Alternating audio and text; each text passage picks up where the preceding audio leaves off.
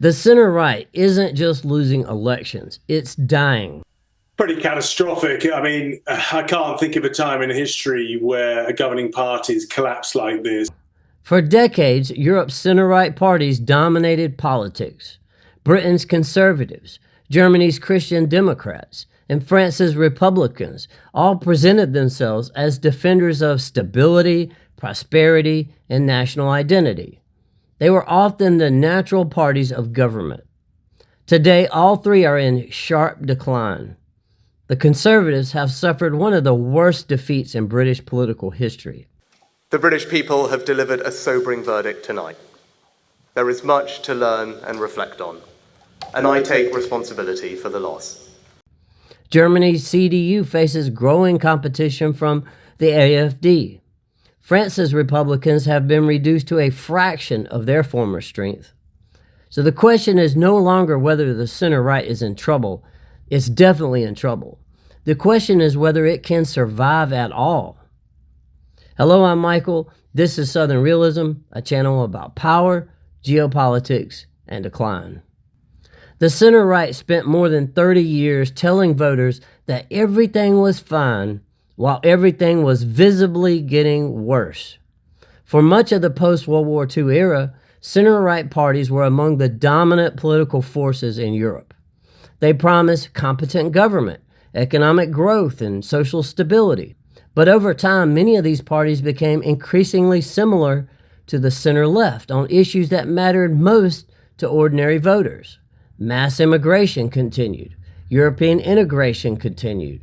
Globalization continued. Manufacturing declined. Energy became much more expensive. Housing became less affordable. The elites prospered while the people suffered. And the political establishment just stayed the course, satisfied with that arrangement. As frustration grew, voters began looking elsewhere. In Britain, many turned to reform, and it now leads the polls there, as the Tories have lost most of their support. So please, I want to raise a toast to reform. In Germany, many people, especially in the East, turned to the AfD, which has now surpassed the once dominant CDU. In France, many turned to the National Rally, which is now by far the largest party in the country. This is not simply a rejection of individual leaders like Boris Johnson, Friedrich Merz, or Nicolas Sarkozy.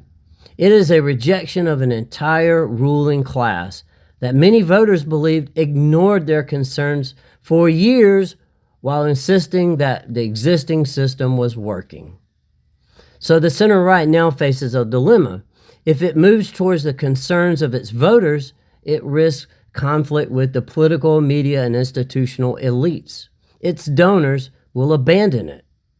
If it continues on its current path, it risks losing even more voters to parties outside the traditional establishment. This is why the crisis of the center-right is not merely a party problem. It's a legitimacy problem. The center-right helped build the political order that has governed Europe for decades. Now voters across Europe are beginning to ask a simple question. If the system is failing, why keep voting for the parties that built it? Have you noticed this trend where you live? Is the center-right dying while the populist right eclipses it?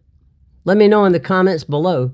And if you like this content, then please like the video and subscribe to the channel. I'll see you soon.